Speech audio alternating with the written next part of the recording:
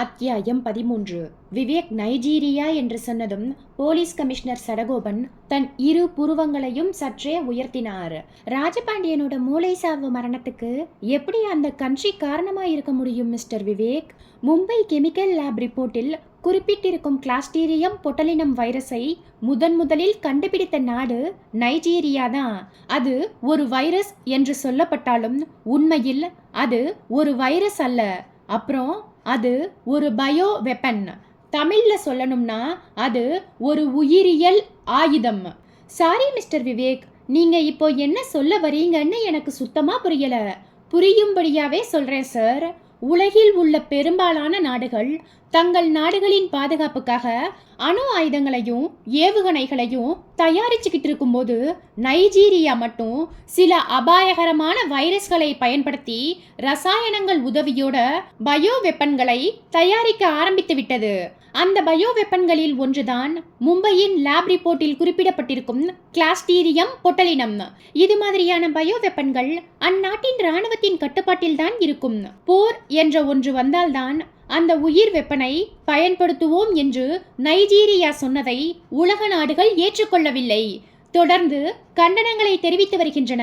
அந்த கண்டனங்களை எல்லாம் நைஜீரியா பொருட்படுத்தாமல் தொடர்ந்து பயோ வெப்பன்களை விதவிதமாய் விபரீதமாய் தயாரித்து வருகிறது. போலீஸ் கமிஷனர் சடகோபன் பிரமிப்பாய் கேட்டுக்கொண்டிருக்க விவேக் தொடர்ந்தான். சார், சென்றாண்டு வரை பயோ வெப்பன்களின் தயாரிப்பில் மட்டுமே ஆர்வம் காட்டி வந்த நைஜீரியா அரசு இப்போது அவைகளை நல்ல விலைக்கு தன்னுடைய நட்பு நாடுகளுக்கு விற்று வருகிறது. இதனால் நைஜீரியாவின் எக்கனாமிக்கல் கிராஃபிக் லைன் உச்சத்தை நோக்கி போய்கொண்டிருக்கிறது. இந்த தகவல்களை எல்லாம் அமெரிக்காவின் ரகசிய உளவு அமைப்பான CIA கண்டுபிடித்து ஐநா சபைக்கு அனுப்பியுள்ளது. கமிஷனர் குறுக்கிட்டார். மிஸ்டர் விவேக், நீங்க சொல்ற இந்த பயோ வெப்பன் விஷயங்கள் புரிகிற மாதிரி இருந்தாலும் ஒரு விஷயம் தெளிவா புரியாம குழப்பமா இருக்கு. அதாவது ராஜபாண்டியனை கொலை செய்யணும்னு கொலையாளி நினைச்சிருந்தா அதுக்காக எத்தனையோ வழிகள் இருக்கு. ஆனா கிளாஸ்டீரியம் பொட்டலினம் என்ற ஒரு விபரீதமான வைரஸை பயன்படுத்தித்தான் அவருடைய உயிரை எடுக்கணுங்கிற அவசியம் என்ன? விவேக் புன்னகைத்தான். சார், இது ஒரு 5 ஸ்டார் மர்டர் சார். ஐ மீன் காஸ்ட்லி மர்டர். ராஜபாண்டியனை கொலை செய்ததும் சாதாரண நபர் கிடையாது. அரசு அதிகாரத்தில் இருக்கிற ஒரு நபராகத்தான் இருக்க முடியும். Maybe a minister. என்ன சொன்னீங்க? மினிஸ்டரா? அவர் கேபினட் அந்தஸ்துடன் கூடிய ஒரு மினிஸ்டரா கூட இருக்கலாம். ராஜபாண்டியனின் மரணம் இயற்கையான முறையில் நடந்தது போல் இருக்க வேண்டும் என்பதற்காக அந்த வைரஸை நைஜீரியாவில் இருந்து வரவழைத்து அவர் சாப்பிடும் உணவிலோ அல்லது குடிக்கும் நீரிலோ கலந்து கொடுத்திருக்கலாம். அப்படி கலந்து கொடுத்தது யார் என்று கண்டுபிடிக்க ஒரு வழியும் இருக்கிறது சார். என்ன வழி? முதலில் இந்த வைரஸை பத்தி சொன்னால்தான் பின்னால் நான் சொல்ல போகும் விஷயங்கள் உங்களுக்கு புரியும். இந்த வைரஸ் அபாயகரமானது என்றாலும் ஒரு மனிதனின் உடம்புக்குள் சென்று இரத்த ஓட்டத்தில் கலந்து சுற்றி சுற்றி வந்து கொண்டிருந்தாலும் உடனடியாய் ஒரு பாதிப்பையும் ஏற்படுத்தி விடாது. ஒரு வாரம் அல்லது 10 நாள் வரைக்கும் இயல்பாய் இருந்துவிட்டு பிறகு மெல்ல தன்னுடைய கோர முகத்தை காட்ட ஆரம்பிக்கும். இந்த வைரஸ் பல்கி பெருகியதும் மனிதனின் மத்திய நரம்பு மண்டலத்தில் உட்கார்ந்து கொண்டு மெதுவாய் மூளையை நோக்கி பயணிக்கும். இது போன்ற சமயங்களில் மாடிப்படி ஏறும்போதோ அல்லது இறங்கும் போதோ அந்த நபருக்கு தலை சுற்றல் ஏற்பட்டு கீழே விழுந்து தலையில் அடிபடவும் வாய்ப்பு அதிகம். ராஜபாண்டியனுக்கும் பண்ணை வீட்டில் மாடிப்படிகளில் இறங்கும் போதுதான் கீழே விழுந்து தலையில் அடிபட்டிருக்கிறது மிஸ்டர் விவேக். விவேக் தொடர்ந்தான். ராஜபாண்டியனுக்கு தலையில் அடிபட்டு விட்டதால் அவரை பரிசோதிக்கும் எந்த ஒரு டாக்டரும் ராஜபாண்டியனை பரிசோதித்து பார்த்துவிட்டு அவருக்கு பிரெயின் டெத் ஸ்டேஜ் என்றுதான் சொல்லுவார்.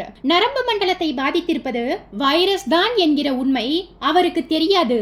அவரால் கண்டுபிடிக்கவும் முடியாது. காரணம், அந்த வைரஸ் இறந்து போன மனித உடம்பின் செல்களோடு இரண்டர கலந்து பதுங்கிக் கொள்வதுதான். தன் தந்தையின் மரணத்தில் சந்தேகம் இருப்பதாக ராஜபாண்டியனின் மகள் மாலதி உங்களிடம் புகார் கொடுத்த காரணத்தால் தான் அவருடைய உடம்பின் உள்ளுறுப்புகள் மும்பையின் ரசாயன ஆய்வுக்கூடத்துக்கு அனுப்பப்பட்டு இப்போது அசைக்க முடியாத ஆதாரத்தோடு ரிப்போர்ட் நம் கைக்கு வந்திருக்கிறது. விவேக், இந்த ராஜபாண்டியன் வழக்கில் நாம் மேற்கொண்டு எது மாதிரியான விசாரணையை மேற்கொள்ள வேண்டும் என்று நினைக்கிறீர்கள்? சார், ராஜபாண்டியனின் மரணத்துக்கு பின்னால் மிகப்பெரிய பண விவகாரம் இருக்கிறது. பணம் என்றால் சாதாரண தொகை கிடையாது. 1500 கோடி ரூபாய். கண்டெய்னரில் வந்த பணத்தை அவருடைய பண்ணை வீட்டில் மறைத்து வைக்க உதவி கேட்கப்பட்டுள்ளது. ஆனால் அதற்கு அவர் ஒப்புக்கொள்ளவில்லை. 300 கோடி ரூபாய் கமிஷன் பேரமாக பேசப்பட்டும் ராஜபாண்டியன் ஏற்றுக்கொள்ளாததால் எதிரணிக்கு கோபம் வந்திருக்கிறது. அந்த கோபமே பிறகு பயமாக மாறி அவர் என்றைக்காவது பிற்காலத்தில் வருமான வரித்துறைக்கோ அல்லது அமலாக்க பிரிவுக்கோ தகவல் கொடுத்துவிடக்கூடும் என்கிற நினைப்பில் அவருடைய உயிர் பறிக்கப்பட்டிருக்கிறது. அவருடைய மரணம் ஒரு கொலை என்று தெரிந்துவிடக்கூடாது என்பதற்காகத்தான் அந்த வைரஸ் பயன்படுத்தப்பட்டிருக்கிறது. பணம் 1500 கோடி ரூபாய் கண்டெய்னரில் வந்தது யாருடைய பணம் என்று தெரிந்தால் மட்டுமே கொலையாளி யார் என்கிற கேள்விக்கு பதில் கிடைக்கும். அதை எப்படி கண்டுபிடிக்க போகிறோம் விவேக்? ஒரு வழி இருக்கிறது சார். டாக்டர் ருத்ரபதி கண்களை மூடியபடி ஆழ்ந்த யோசனையில் இருக்க சுபத்ரா அவர் காதருகே குனிந்து மெல்ல குரல் கொடுத்தாள். டாக்டர், ஹரி வந்துட்டார். கண்களை மலர்த்தினார் ருத்ரபதி. எதிரே நின்றிருந்த ஹரி கலவரமாய் பார்வைக்கு சிக்கினான். அவனுடைய நெற்றி வியர்வையில் மின்னியது. ஹரி, டாக்டர் இப்படி பக்கத்துல வா. அவன் வந்தான். ருத்ரபதி பெருமூச்சை வெளியேற்றிவிட்டு கேட்டார். சுபத்ரா ஏதாவது சொன்னாளா? ஏதோ பிரச்சனைன்னு சொன்னா. அது ஏதோ பிரச்சனை இல்ல. எது மாதிரியான பிரச்சனை வரக்கூடாதுன்னு நினைச்சோமோ அந்த பிரச்சனை இப்ப வீட்டு வாசற்படி ஏறி கதவை தட்டிக்கிட்டு இருக்கு. ராஜபாண்டியனின் மரணம் சம்பந்தமாய் என்னை விசாரிக்க வந்த அந்த இன்ஸ்பெக்டர் மார்த்தாண்டம் ஒரு யமகாதக பேர்வழி. நாம இந்த வீட்ல பண்ணிட்டு இருக்கிற எல்லா விஷயங்களும் தெரிஞ்சிருக்கு. டீப் பிரைன் ஸ்டிமுலேஷன் பத்தி பேசுறார். 6 மாசத்துக்கு முன்னாடி நான் நைஜீரியா போயிட்டு வந்ததும் அவருக்கு தெரிஞ்சிருக்கு. பிளாக்மெயில் பண்றாரா? அவர் பேச்சு கிட்டத்தட்ட அப்படிதான் இருக்கு. என்னோட ஹை அபிஷியல்ஸுக்கு ராஜபாண்டியனின் மரணம் சம்பந்தமா எது மாதிரியான விஷயங்களை ரிப்போர்ட்டாய் தரணுமோ அத கொடுத்துட்டேன். இப்போ நாம பேச போறது ஆஃப் தி ரெக்கார்ட் மேட்டர். அதனால தான் ஃபோன் பண்ணி பேசிக்கிட்டு இருக்கேன். நீங்க பயப்பட வேண்டாம், கம்ஃபர்டபுளா இருங்க.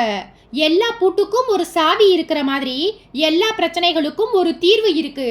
பேசி தீர்த்துக்கலாம் வாங்கன்னு சொல்றார். இது ஒரு அப்பட்டமான பிளாக்மெயில் தான் டாக்டர். ஆனால் நாம் பயப்பட வேண்டியது இல்லை. என்னது, பயப்பட வேண்டியது இல்லையா? ஆமாம் டாக்டர். எப்படி சொல்ற?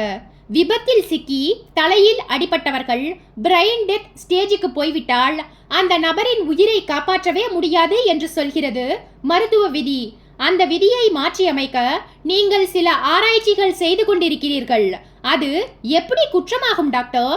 நீங்கள் இதுவரைக்கும் செய்த ஆராய்ச்சிகளில் யாருக்கும் எந்த ஒரு பாதிப்பும் ஏற்பட்டது இல்லையே.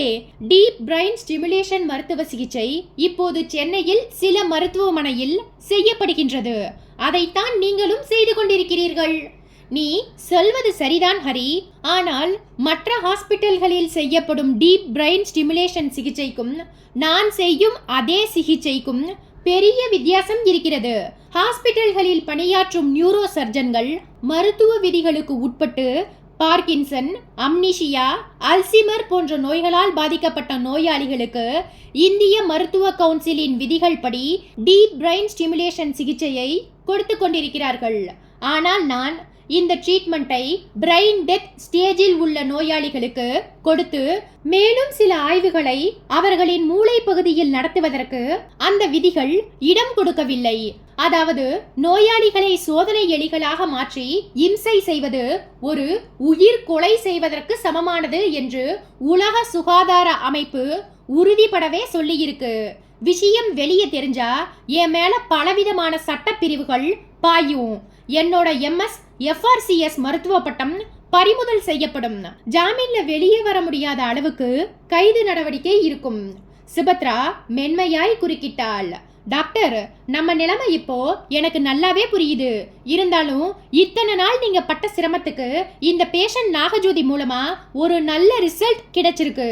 பிரெயின் டெத் ஸ்டேஜுக்கு போயிட்டு இருந்த நாகஜோதிக்கு லேசா உணர்வுகள் திரும்பிட்டு இருக்கு. அந்த சந்தோஷத்தை அனுபவிக்க கூடிய நிலைமையில் நாம இப்ப இல்ல சுபத்ரா. நாகஜோதியை உடனடியா டாக்டர் வெற்றிவேலின் ஹாஸ்பிட்டலுக்கு கொண்டு போய் சேர்க்கணும். நாகஜோதியோட கணவன் முத்துமாணிக்கம் தன்னோட மனைவியை பார்த்தே ஆகணும்னு அடம் பிடிச்சு ஐசி யூனிட்டுக்கு வெளியே உட்கார்ந்துகிட்டு இருக்கான். டாக்டர் வெற்றிவேல் இதுவரைக்கும் 4 தடவை எனக்கு ஃபோன் பண்ணி நாகஜோதியை அனுப்பியாச்சான்னு கேட்டுட்டார். இனியும் நான் லேட் பண்ண முடியாது.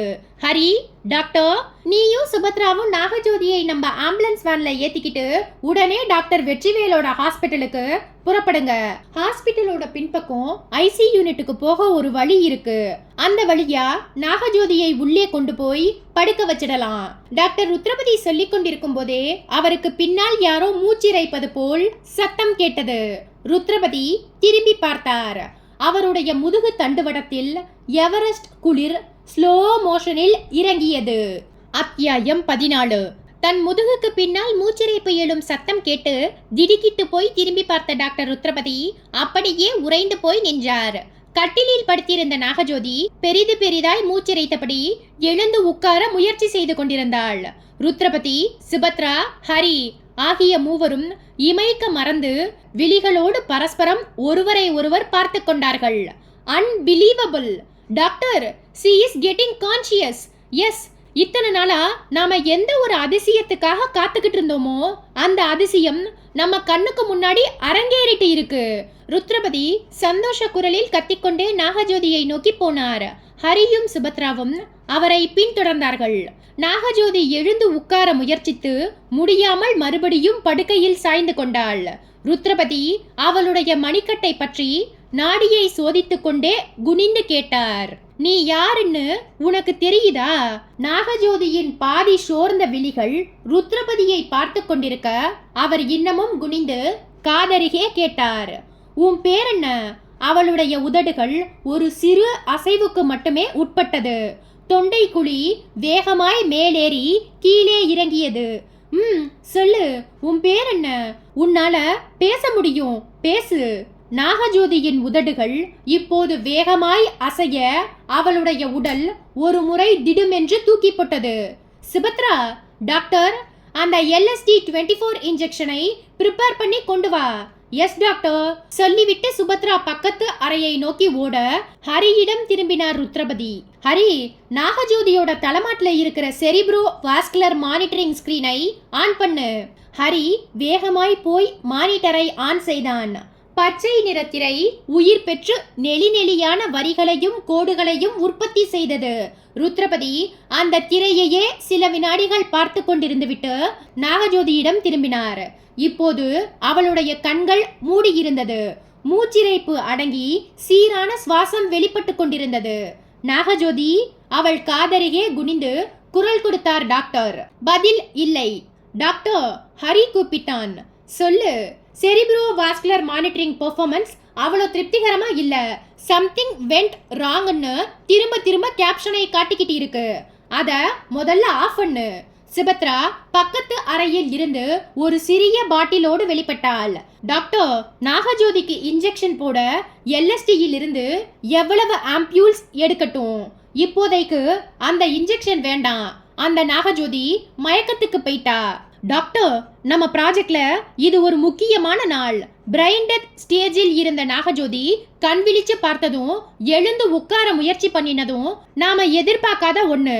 நாகஜோதி இன்னமும் 1 வாரம் இங்கே இருந்தா அவளை இந்த பிரெயின் டெத் ஸ்டேஜில் இருந்து முழுமையா மீட்டிட முடியும். டாக்டர் வெற்றிவேல் இதுக்கு ஒத்துழைக்கணுமே. அவர்கிட்ட பேசி பாருங்க டாக்டர். சுபத்ரா சொன்னதும் ருத்ரபதி தன்னுடைய செல்போனை எடுத்து டாக்டர் வெற்றிவேலை தொடர்பு கொண்டார். ருத்ரபதி பேசுவதற்கு முன்பாக வெற்றிவேல் கேட்டார். என்ன ருத்ரா, நாகஜோதியை ஆம்புலன்ஸ்ல என்னோட ஹாஸ்பிட்டலுக்கு அனுப்பிட்டியா? அதை பத்தி பேசதான் உனக்கு ஃபோன் பண்ணினேன். என்ன பேசணும்? நீ கேட்டுக்கிட்டபடி நாகஜோதியை உன்னோட ஹாஸ்பிட்டலுக்கு அனுப்ப நான் ஏற்பாடு பண்ணிட்டு இருந்த போதுதான் அந்த மிராக்கிள் நடந்தது. என்ன மிராக்கிள்? பிரெயின் டெத் ஸ்டேஜில் இருந்த நாகஜோதிக்கு கான்ஷியஸ் வந்து எழுந்து உட்கார முயற்சி செஞ்சா. என்ன உளர்ற ருத்ரா? இது உளறல் இல்ல, உண்மை, நம்ப முடியாத உண்மை. ஆனா நீ நம்பித்தான் ஆகணும். இனிமே பிரைன் டெத் நிலைமை யாருக்கு ஏற்பட்டாலும் அவங்களை காப்பாற்ற முடியும் என்கிற நம்பிக்கை எனக்கு வந்தாச்சு. என்னால இன்னமும் நம்ப முடியல. நாகஜோதி மேற்கொண்டு இங்க ஒரு வார காலம் இருந்தா போதும், அவளை முழுசா குணப்படுத்தி காட்டிடுவேன். மறுமுனையில் வெற்றிவேல் சிரித்தார். ருத்ரபதி கோபமானார். என்ன வெற்றி சிரிக்கிற? சிரிக்காம என்ன பண்றது? ஒரு பொய்யை இவ்வளவு அழகா உன்ன தவிர வேற யாராலையும் சொல்ல முடியாது. சோ நான் சொன்னத நீ நம்ப முடியல. இதோ பார் வெற்றி, நான் எதுக்காகவும் பொய் சொல்ல வேண்டிய அவசியம் இல்ல. என்னோட இந்த revival of brain death project தன்னோட முதல் வெற்றி படியில் ஏறிவிட்டது. சரி, நாகஜோதி இப்ப எழுந்து உட்கார்ந்துட்டு இருக்காளா? எழுந்து உட்கார முயற்சி பண்ணினா, ஆனா மறுபடியும் மயக்கத்துக்கு போயிட்டா. அதாவது பழைய நிலைமைக்கு போயிட்டாள்னு சொல்லு. நீ எப்படி வேணாலும் வச்சுக்கலாம் வெற்றி. ஆனா நாகஜோதி இன்னமும் ஒரு வார காலம் என்னோட கண்காணிப்பில் இருக்க நீ அனுமதி தரணும். என்ன ருத்ரா, நீ விளையாடுறியா? நான் இப்ப எப்பேற்பட்ட நிலைமையில் இருக்கேன் தெரியுமா? நாகஜோதியோட கணவன் முத்துமாணிக்கம் ஐசி யூனிட்டுக்கு வெளியே அவளை பாக்குறதுக்காக காத்துட்டு இருக்கான். நான் ரொம்ப நேரத்துக்கு அவனை கண்ட்ரோல் பண்ணி வச்சிட்டு இருக்க முடியாது. அவ இப்போ எந்த நிலைமையில் இருந்தாலும் சரி, அடுத்த 1 மணி நேரத்துக்குள்ள என்னோட ஹாஸ்பிட்டலோட ஐசியூவில் நாகஜோதி இருந்தாகணும். சரி, அனுப்பி வைக்கிறேன். ஆனா ஒரு கண்டிஷன். என்ன? ருத்ரபதி குரலை தாழ்த்தினார். போலீஸ் கமிஷனர் சடகோபன் இன்னமும் தன்னுடைய பிரமிப்பில் இருந்து அகலாமல் விவேக்கை ஏறிட்டபடி கேட்டார். பணம் 1500 கோடி ரூபாய் கண்டெய்னரில் வந்தது யாருடைய பணம் என்று தெரிந்தால் மட்டுமே ராஜபாண்டியனை கொன்ற கொலையாளி யார் என்கிற கேள்விக்கு பதில் கிடைக்கும் என்று சொன்னீர்கள் இல்லையா விவேக்? ஆமா, அது யாருடைய பணம் என்று கண்டுபிடிக்க ஒரு வழியும் இருப்பதாய் சொன்னீர்கள். ஆமாம். என்ன வழி? ராஜபாண்டியன் மரணமடைந்து இப்போது 3 மாத காலம் ஆகிவிட்டது இல்லையா? ஆமாம். அவர் மரணமடைந்ததற்கு 1 மாதம் முன்பு யார் யாரெல்லாம் அவரை சந்தித்து பேசினார்கள் என்கிற விவரம் வேண்டும். அது தவிர அவர் பயன்படுத்திய செல்போன் எண்களை வைத்து வெளிநாட்டு நபர்களோடு, முக்கியமாக நைஜீரியாவில் யாரோடு பேசினார் என்பதை கண்டுபிடிக்க வேண்டும். இந்த விவரங்கள் எல்லாம் நம் கைக்கு கிடைத்தால்தான் ராஜபாண்டியனின் விபரீத மரணத்திற்கு காரணம் யார் என்பதை கணித்து அவரை நோக்கி நகர முடியும். You are 100% correct, Mr. Vivek. இப்பவே அதற்கான ஏற்பாடுகளை செய்ய சொல்லி இன்ஸ்ட்ரக்ஷன் கொடுத்து விடுகிறேன். கமிஷனர் சொல்லிக் கொண்டிருக்கும் போதே விவேக்கின் செல்போன் வைப்ரேஷனில் அழைத்தது. எடுத்து அழைப்பது யார் என்று பார்த்தான். ஃபாரன்சிக் டெக்னிக்கல் ஸ்காலர் குமரன் பெயர் டிஸ்பிளேயில் தெரிந்தது. விவேக் கமிஷனரை ஏறிட்டான். சார், குமரன் கூப்பிடுறார். பேசுங்க. ஸ்பீக்கரை ஆன் செய்துவிட்டு பேசினான் விவேக். சொல்லுங்க மிஸ்டர் குமரன். சார், நேத்திக்கு ராத்திரி தையூர் பகுதியில் புதைக்கப்பட்டிருந்த பிளாஸ்டிக் செயற்கை மனித தலையை ஒரு முழுமையான பரிசோதனைக்கு உட்படுத்தி பார்த்துட்டேன். ரிப்போர்ட் என்ன? சொன்னா நம்ப மாட்டீங்க சார். அது ஒரு விளையாட்டு பொம்மை. என்னது, விளையாட்டு பொம்மையா? ஆமா sir. Mister Kumaran, are you playing? No sir, I am seriously talking. அந்த பிளாஸ்டிக் செயற்கை மனித தலையை தரோவா செக் பண்ணி பார்த்துட்டேன். I did not find out anything wrong. ஏதோ ஒரு டாய் சென்டர்ல வாங்கின பொம்மை அது. பிளாஸ்டர் ஆஃப் பாரிஸையும் கார்பைடையும் கலந்து பண்ணின ஒரு பொம்மையோட தலை. நோ மிஸ்டர் குமரன், அந்த தலையை நான் கையில எடுத்து பார்த்தபோது அதோட மைய பகுதியில் ஒரு குமிழ் போல் எனக்கு ஏதோ தட்டுப்பட்டது. இழுத்து பார்த்தேன், திறந்து கொண்டது. உள்ள கிரே நிறத்தில் மனித மூளையின் அமைப்போடு ஒரு பொருள் இருந்தது. அதோடு சென்சார்கள் வேறு இணைக்கப்பட்டிருந்தது. எஸ், நானும் அதையெல்லாம் பார்த்தேன். அது எல்லாமே ரிமோட் சென்சார்ஸ். ரிமோட்டை ஆன் பண்ணினா 24 மணி நேரமும் தலையாட்டி கொண்டே இருக்கிற பொம்மை சார் அது. அதாவது உங்க ரிப்போர்ட் படி அது ஒரு சாதாரண விளையாட்டு பொம்மை. எல்லா டாய் சென்டர்களிலும் கிடைக்கக்கூடிய ஒரு பொம்மை. எஸ், அப்படி ஒரு சாதாரண பொம்மையை ஒரு நள்ளிரவு நேரத்தில் 2 பேர் திருட்டுத்தனமா வந்து குழி தோண்டி புதைக்க வேண்டிய அவசியம் என்ன? விவேக் கேட்ட இந்த கேள்விக்கு மறுமுனையில் ஃபாரன்சிக் டெக்னிக்கல் ஸ்காலர் குமரன் சொன்ன பதில் விவேக்கை வியப்புக்குள் வீழ்த்தியது. அத்தியாயம் 15. அப்படி ஒரு சாதாரண பொம்மை தலைய ஒரு நள்ளிரவு நேரத்தில் 2 பேர் திருட்டுத்தனமா வந்து குழி தோண்டி புதைக்க வேண்டிய அவசியம் என்ன? விவேக் கேட்ட இந்த கேள்விக்கு மறுமுனையில் ஃபாரன்சிக் டெக்னிக்கல் ஸ்காலர் குமரன் சொன்ன பதிலை கேட்டதும் விவேக் வியப்பின் விளிம்புக்கே போனான். அந்த பதிலை நம்ப முடியாதவனாய் மறுபடியும் கேட்டான். குமரன், இப்ப நீங்க என்ன சொன்னீங்க? அதை கண்டுபிடிக்க வேண்டியது என்னோட வேலை இல்ல, உங்க வேலைன்னு சொன்னேன். What is wrong with you? ஏன் இப்படி திடீர்னு எமோஷனல் ஆகி பேசுறீங்க? பின்ன என்ன சார், அது ஒரு விளையாட்டு பொம்மைன்னு சொல்றேன், நீங்க அதை நம்பாம என்னை ஏதோ ஒரு குற்றவாளி மாதிரி விசாரணை பண்ணிக்கிட்டு இருக்கீங்க. இதோ பாருங்க குமரன், நாம இப்ப டீல் பண்ணிக்கிட்டு இருக்கிறது சாதாரண விஷயம் இல்ல, ஒரு விபரீதத்தை உள்ளடக்கிய விஷயம். அந்த பிளாஸ்டிக் தலை புதைக்கப்பட்ட இடத்தில் நேத்து ராத்திரி எது மாதிரியான சம்பவங்கள் நடந்ததுன்னு உங்களுக்கு தெரியும். இட்ஸ் ஓகே, நான் இப்ப என்ன பண்ணணும்னு நினைக்கிறீங்க? அந்த பிளாஸ்டிக் தலையை மறுபடியும் ஒரு தடவை ஆய்வுக்கு உட்படுத்தி பாருங்க.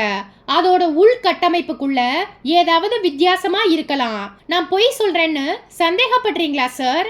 நோ, உங்களை பத்தி எனக்கு தெரியும். நான் இன்வெஸ்டிகேட் பண்ணின எத்தனையோ சிக்கலான கேஸ்களில் நீங்க முக்கியமான சில ஃபாரன்சிக் ரிப்போர்ட்ஸ் கொடுத்து குற்றவாளிகளை பிடிக்க உதவி பண்ணியிருக்கீங்க. ஸோ பொய் சொல்ல வாய்ப்பில்லை. அதே நேரத்துல அது ஒரு விளையாட்டு பொம்மை தலைன்னு என்னால நம்பவும் முடியல. சார், இப்ப எனக்கு முன்னாடி மேஜையில அந்த பிளாஸ்டிக் தலை இருக்கு. Forensic officer வைத்தியநாதனும் research scholars Ramya பாரதியும் இளமதியும் எனக்கு பக்கத்துல தான் இருக்காங்க. நீங்க உடனடியாய் புறப்பட்டு இங்கே வாங்க. உங்களுக்கு முன்னாடியே அந்த தலையை ஓபன் பண்ணி உள்ள எது மாதிரியான விஷயம் இருக்குன்னு நான் உங்களுக்கு காட்டுறேன். அதுக்கு அவசியம் இல்லை குமரன், நீங்க தர ரிப்போர்ட்டை நான் நம்புறேன்.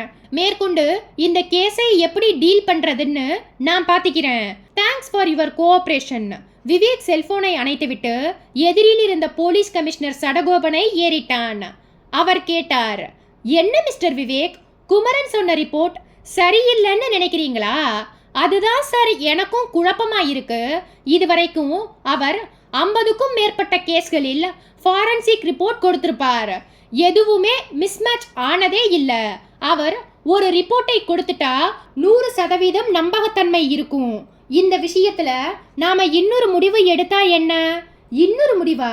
எஸ், அந்த பிளாஸ்டிக் தலையை பெங்களூர்ல இருக்கிற ஃபாரன்சிக் லேபுக்கு அனுப்பி ஒரு செகண்ட் ஒப்பீனியன் வாங்கினா குமரன் சொல்றது உண்மையா பொய்யான்னு தெரிஞ்சிடும். அப்படி செகண்ட் ஒப்பீனியன் வாங்கினா குமரன் வருத்தப்படுவாரே. So what? அதுக்கு நாம என்ன செய்ய முடியும் மிஸ்டர் விவேக்? இந்த விஷயத்துல நமக்கு ஒரு தெளிவு கிடைக்கணும்னா நாம இந்த நடவடிக்கையை எடுத்துதான் ஆகணும். கமிஷனர் சடகோபன் தீர்க்கமான குரலில் விவேக்கிடம் சொல்லிக் கொண்டிருக்கும் போதே அவருடைய இன்டர்காம் டெலிபோன் முணுமுணுத்தது. எடுத்து காதுக்கு ஒற்றினார். மறுமுனையில் கமிஷனரின் உதவியாளர் பேசினார். சார், ஃபாரன்சிக் டிபார்ட்மெண்டில் இருந்து ஆபீசர் வைத்தியநாதன் உங்களை பார்க்க வந்திருக்கார். கமிஷனர் நிமிர்ந்து உட்கார்ந்தார். குழப்பம் முகம் முழுவதும் பரவிக்கொள்ள சற்றே பதட்டத்துடன் கேட்டார், என்ன சொன்னீங்க? ஃபாரன்சிக் ஆபீசர் வைத்தியநாதனா? ஆமா சார். அவர் எப்ப வந்தார்? இப்பதான் ஒரு 2 நிமிஷத்துக்கு முன்னாடி. அவர் கூட வேற யாராவது வந்திருக்காங்களா? இல்ல சார், அவர் மட்டும்தான். சரி, அவரை உடனே என்னோட அறைக்கு அனுப்பி வையுங்க. Yes sir. இன்டர்காம் ரிசீவரை கவிழ்த்த கமிஷனர் சடகோபன் விவேக்கை திகைப்பாய் பார்த்தார். விவேக், 5 நிமிஷத்துக்கு முன்னாடி உங்க கூட பேசிட்டு இருந்த குமரன் ஃபாரன்சிக் ஆபீசர் வைத்தியநாதன் அவருக்கு பக்கத்துல இருக்கிறதா தானே சொன்னார்? ஆமா சார். ஆனா அந்த வைத்தியநாதன் இப்போ என்ன பார்க்க வந்திருக்காரே. குமரன் ஏன் அப்படி ஒரு பொய்யை சொல்லணும்? குமரன் கிட்ட ஏதோ ஒரு தப்பு இருக்கு சார். வைத்தியநாதன் வரட்டும், அவர்கிட்ட பேசி பார்த்தா உண்மை நிலவரம் என்னன்னு தெரிஞ்சிடும் சார். விவேக் சொல்ல சொல்ல கமிஷனரின் அறை கதவு லேசாய் தட்டப்பட்டது. Please come in. இளம் நீல நிற சஃபாரியில் வழுக்கையும் தொப்பையும் உள்ள அந்த 50 வயது வைத்தியநாதன் உள்ளே வந்தார். கமிஷனருக்கு சம்பிரதாய சல்யூட் ஒன்றை கொடுத்துவிட்டு அட்டென்ஷன் பொசிஷனில் இருந்து தளர்ந்தார். உட்காருங்க வைத்தியநாதன். உட்கார்ந்தார். சொல்லுங்க, என்ன விஷயம்? சார், குமரன் கேரளாவில் இருக்கிற அவரோட சொந்த ஊருக்கு ஏர்லி மார்னிங்கே புறப்பட்டு போயிட்டார். அந்த பிராஸ்தட்டிக் தலை விஷயமா நான் உங்ககிட்ட கொஞ்சம் பேசணும். விவேக்கும் போலீஸ் கமிஷனர் சடகோபனும் ஒரு அதிர்ச்சியான பார்வையை பரஸ்பரம் பரிமாறிக்கொண்டார்கள். டாக்டர் ருத்ரபதி செல்போனில் குரலை தாழ்த்தினார். வெற்றி, என்னோட கண்டிஷன் இதுதான். நாகஜோதியை அடுத்த 1 மணி நேரத்துக்குள்ள உன்னோட ஹாஸ்பிட்டலுக்கு அனுப்பி வைக்கிறேன். ஆனா இன்னைக்கு ராத்திரி 11 மணிக்கு மேல நான் ஹாஸ்பிட்டலுக்கு வருவேன். நாகஜோதிக்கு என்னுடைய ட்ரீட்மெண்ட்டை கண்டினியூ பண்ணுவேன். அதுக்கு நீ மறுப்பு சொல்லக்கூடாது. செல்போனின் மறுமுனையில் இருந்த டாக்டர் வெற்றிவேல் அனலாய் பெருமூச்சொன்றை விட்டார். ருத்ரபதி, இது தேவையா? வெற்றிவேல், நீ என்ன நம்பணும். நாகஜோதியை இன்னும் 1 வாரத்துக்குள்ள மூளைச்சாவு நிலைமையில் இருந்து என்னால மீட்டு எடுக்க முடியும். அதுக்கு நீ ஒத்துழைப்பு தரணும். ருத்ரா, உன்னோட திறமையை நான் அண்டர் எஸ்டிமேட் பண்றதா நினைச்சுக்காத. பிரெயின் டெத் ஸ்டேஜுக்கு போனவங்களை மறுபடியும் சுய உணர்வுக்கு கொண்டு வர நீ எடுத்திருக்கிற மருத்துவ ரீதியான சிகிச்சை முறைகள் உனக்கும் எனக்கும் உடன்பாடாய் இருந்தாலும் சட்டத்துக்கு உடன்பாடு இல்லாதவை, சர்வதேச விதிகளுக்கு எதிரானவை. விஷயம் வெளியே கசிஞ்சா விளைவுகள் விபரீதமா இருக்கும். என்னோட ஹாஸ்பிட்டலில் நடந்த எல்லா மூளை சாவு நோயாளிகளின் மரணங்களுக்கும் நீயும் நானும் தான் காரணம்னு முத்திரை குத்தப்படும். அதுக்கப்புறம் சந்தோஷம் என்கிற வார்த்தையை தொலைச்சிட்டு வருஷ கணக்குல ஜெயில்ல இருக்க வேண்டியதுதான். கவலைப்படாத வெற்றி, அப்படிப்பட்ட ஒரு நிலைமை உனக்கும் சரி எனக்கும் சரி வராது. ஒருவேளை சட்டத்தோட பிடியில் நான் மாட்டிக்கிட்டாலும் உன்னை காட்டி கொடுக்கவே மாட்டேன். அந்த நம்பிக்கை இருக்க போய்தான் நான் உனக்கு இத்தனை நாளும் என்னாலான ஒத்துழைப்பு கொடுத்துட்டு வந்தேன். இனியும் அது தொடர்ந்தால் நமக்கு கிடைக்க போகிற முடிவுகள் அவ்வளவு சாதகமாய் இருக்காது. ருத்ரா, உன்னோட பயம் எனக்கு புரியுது வெற்றி. எனக்கு ஒரே ஒரு வாய்ப்பு மட்டும் கொடு. இதுல நான் தோத்துட்டா அந்த ப்ராஜெக்டையே விட்டுடுறேன். Give me one last chance. Last சான்ஸ்னா எப்படி? இந்த நாகஜோதி உன்னோட ஹாஸ்பிட்டல் ஐசி யூனிட்டில் 2 வார காலம் இருக்கட்டும். நான் தினமும் ராத்திரி 11 மணிக்கு மேல் தனியா ஹாஸ்பிட்டலுக்கு வந்து டீப் பிரெயின் ஸ்டிமுலேஷன் ட்ரீட்மெண்ட்டை தரேன். நாகஜோதி எப்படியும் அந்த பிரெயின் டெத் ஸ்டேஜில் இருந்து விடுபட்டு சுய உணர்வுக்கு மீண்டு உயிர் பிழைப்பாள் என்கிற நம்பிக்கை எனக்கு இருக்கு. ஒருவேளை துரதிர்ஷ்டவசமாய் என்னோட ட்ரீட்மெண்ட் தோல்வியில் முடிஞ்சிட்டா நான் டிபிஎஸ் ப்ராஜெக்டை மேற்கொண்டு தொடராம ஸ்கிப் பண்ணிடுவேன். ருத்ரா, நீ இப்ப சொன்னது நிஜம்தானே? நிஜம்தான். A word is a word.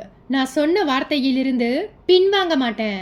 சரி, இன்றைய தினத்திலிருந்து நான் உனக்கு 10 நாள் டைம் தரேன். சரியா 10 நாள். அதுக்குள்ள நீ உன்னோட டீப் பிரெயின் ஸ்டிமுலேஷன் ப்ராஜெக்ட்ல ஜெயிக்கணும். தோத்துட்டா அடுத்த நாள்ல இருந்து நீ அந்த ப்ராஜெக்டையே பேசக்கூடாது. கண்டிப்பா பேச மாட்டேன். ஆனா வெற்றி, உன் கூட ஒரு விஷயத்தை ஷேர் பண்ணிக்க விரும்புறேன். என்ன? ஒருவருக்கு தலையில் அடிபட்டு அவர் பிரெயின் டெத் ஸ்டேஜுக்கு போயிட்டா அது ஒரு சீரியஸான விஷயம் கிடையாது. அவசரப்பட்டு யாருக்கும் உறுப்பு தானம் செய்ய வேண்டிய அவசியம் இல்லை. அது ஒரு நிச்சயமான மரணம் கிடையாது, தற்காலிகமான மரணமே. அந்த மரணத்திலிருந்து அவரை மீட்க முடியும். இப்ப நான் சொன்னதெல்லாம் நாளைய நிஜங்களாய் மாறும்.